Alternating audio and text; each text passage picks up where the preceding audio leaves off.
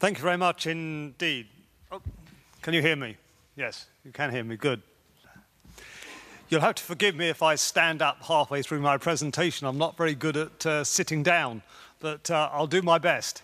Well, good morning, ladies and gentlemen. And first of all, I'd really like to thank the organisers of this conference, the MIC and the ITU, for inviting me and others to Kyoto to take part in this symposium.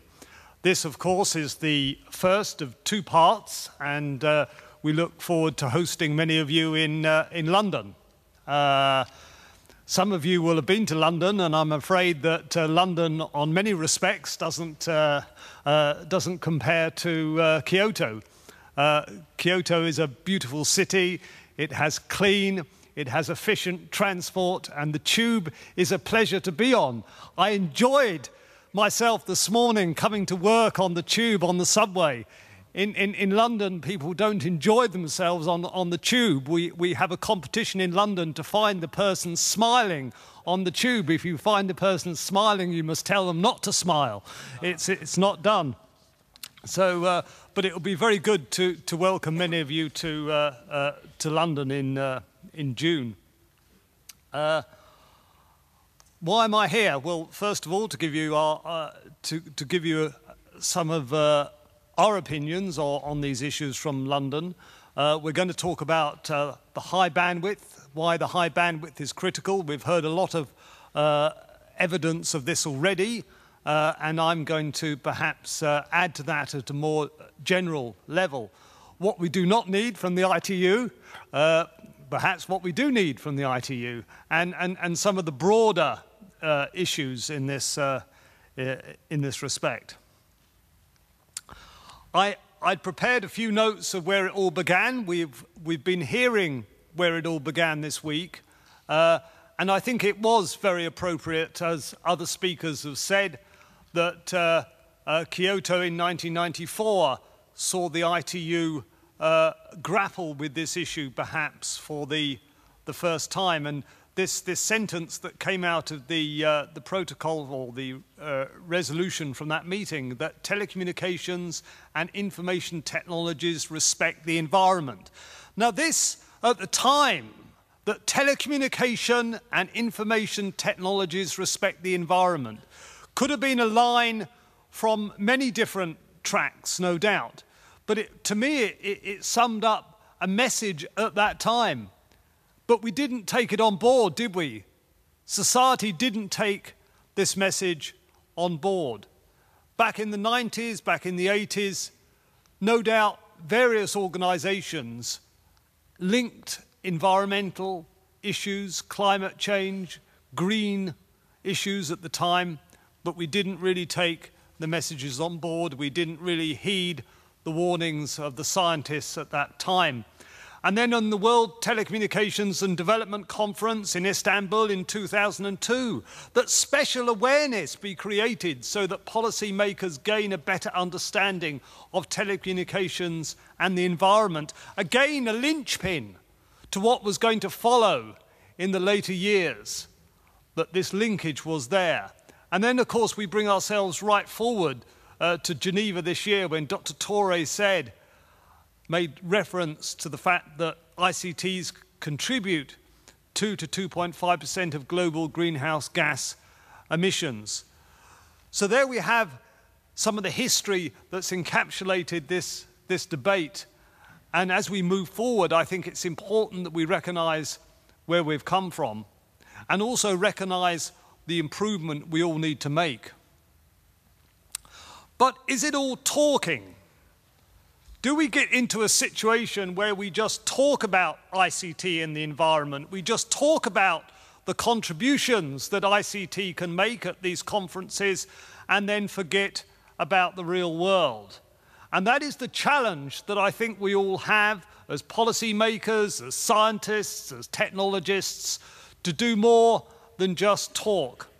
And as we've heard, some of the work that the MIC has done here, and no doubt others have done in other parts of the world, to try and quantify the benefits is all important. The 3% gap, which we've just heard about, seems to me to be so important, to quantify that benefit, so that when we get up on platforms, we don't just talk about trivial things. I'm not saying video conferencing is not trivial, but we don't just say that if we use ICTs for video conferencing, then we would save air miles. We know that. But if we have a figure in front of us on the real benefits that ICT can make to the economy, then I think we will be listened to a lot more by policymakers. And that is why the work that MIC has done is so important, and the work that the ITU might take up in standardizing some of these measurements may be so important indeed. I put a bullet in there worried about broadcasting, but you tell me broadcasting is all settled, so I'm glad about that. But I think it's an issue we might come back to when we look at high bandwidth. Service economies, the OECD have said in a recent report, are 7 to 8% less energy intensive than industry economies, a thought indeed that we ought to take on board. But all this talk will be useless unless action is taken. And it has to be taken at a global level. It's no good being taken at a national level, and that's why the involvement of the United Nations, the ITU, is all important. Just as I'm speaking from the European Union, just a couple of points on what the EU is doing. Coming up. The EU is very slow. And they've got very slow bullets. Now, the European Union is working, this is the speed of light in Europe.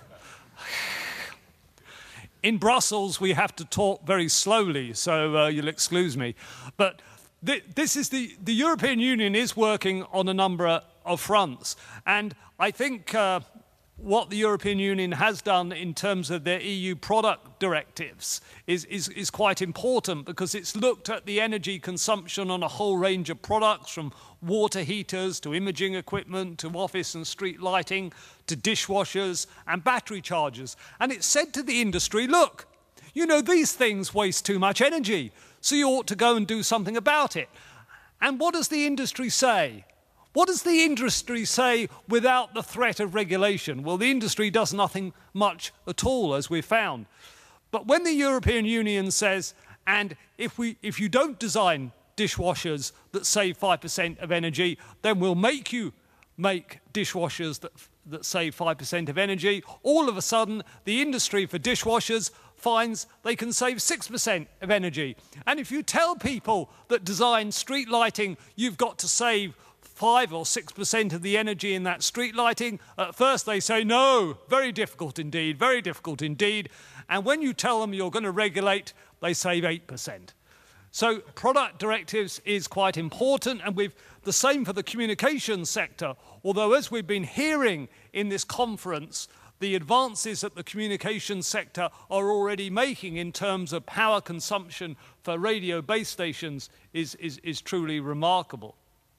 And the European Union is coming forward with a communication which is a bit like a sort of green paper on ICT and energy efficiency, and this is going to look at sort of structural change within Europe. It's going to look at energy efficiency from ICT, very similar to what we've been looking at here.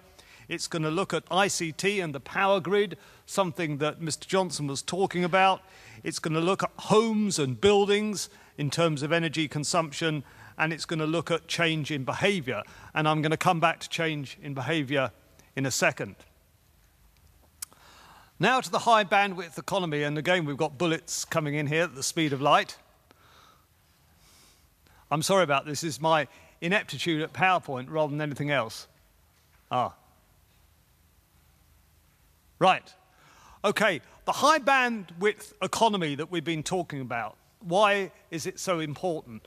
Well, I think the high bandwidth economy is important anyway, because the high bandwidth economy has a profound effect on the way we live, the way we work, the way we play, and the way we do everything. And so the high bandwidth economy, the transition to high-speed broadband networks, is something that's going to affect us all globally and already is in many respects. And the fact that the high bandwidth economy can have a fundamental effect on our energy consumption is all the more important. Now, of course, one issue to take account of is this so-called rebound effect that we've been hearing about, which does seem to be very important, and that's why we have to take note that as we make our products more effective, as we make our products more efficient, of course, more people use them and the energy consumption goes up. And that's something that has to be taken into account when we talk about the high bandwidth economy. But if we talk about the high bandwidth economy, then it sounds like from the presentations that we've been hearing in the last couple of days that we have some really good news in this area.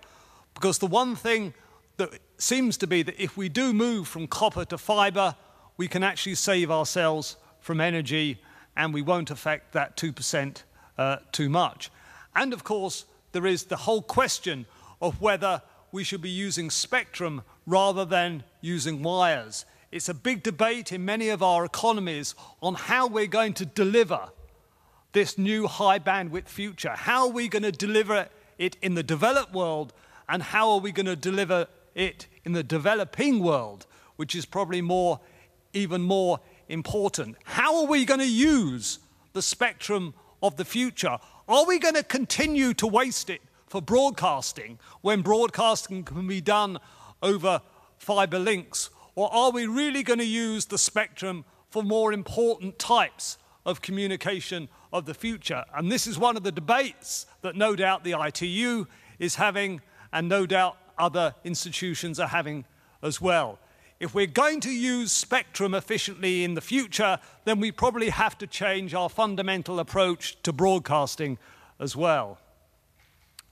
And of course, the high bandwidth economy is much more than teleworking. It's much more than video conferencing. It involves a complete change in lifestyle. Not only does it free us from some of the constraints that we are under as individuals in our working life, it also makes efficiencies at business more recognizable. It allows the provision of entertainment in an energy efficient way, as we were hearing from KDDI this morning. And what can be done in the private sector can also be done in the business sector. We were hearing from Mr. Johnson earlier about the simple savings that could be made from online tax returns and things like that.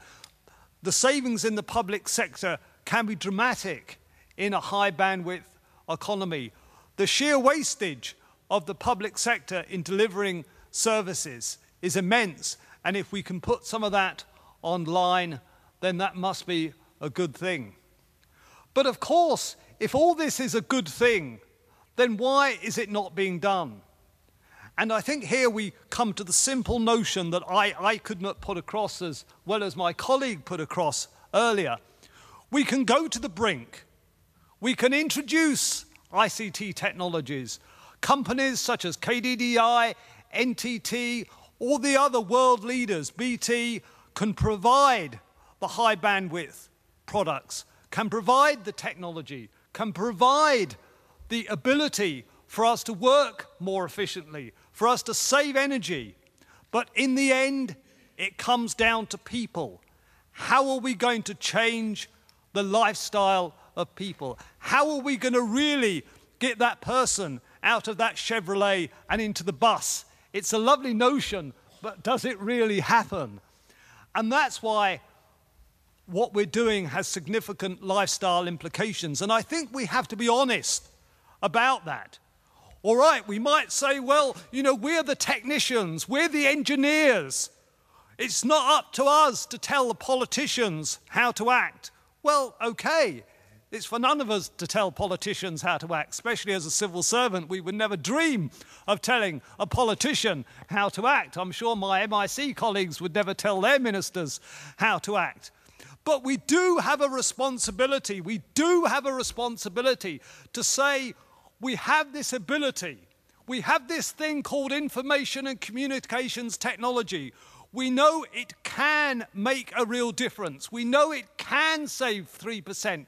We know in the future it can save 10% or it can save 20% of ICT emissions, depending on the various scenarios and how they play out. But we have to say, Mr. Minister, if you want it to save that sort of carbon emission, then you have to take political decisions which may be difficult in the short term. You may have to introduce new taxes to stop people using their private vehicles. You might have to introduce fiscal measures to give incentives for people to work at home or for people to use more efficient energy sources. So those are some of the implications that we will also have to grapple with. But before we do that, we have to be able to at least quantify the benefits of what we're talking about here. And here is where some of the work that we've heard about how to quantify the actual savings that can be made and how to standardize some of these measurements is all important. What I think would be a mistake in terms of looking forward to next generation network is to do anything that stops the transition to a next generation economy. It's competition that spurs investment, and it's competition we must increase. And sometimes we get very worried in Europe, and people get worried elsewhere about some of the major telecommunication companies want to seem to do it all on their own without recognizing that competition is the spur to broadband growth. And the real test, of course, will be in China and India on how they lead themselves into a competitive economy in terms of telecommunications. So the real issues then, to summarize, it must be more than the ICT sector. And therefore, the feed through to the G8, I think, is very important. And clearly, with the G8 conference coming up later this year in Japan, it does seem a real opportunity to feed through some of this important thinking that is being made here and will be made in London into that economy. Whether we are 2% or 4%, we must have the voice that we've talked about. We must act together. Let us not be a flotilla of 100 sailing ships, as we heard yesterday. Let us sail in the right and in the same direction, both as companies and organization. The important questions ahead that we may have to think about in terms of lifestyle choices. Are we ready for the difficult decisions? We can make it possible, Al Gore said, but others must decide. Thank you very much.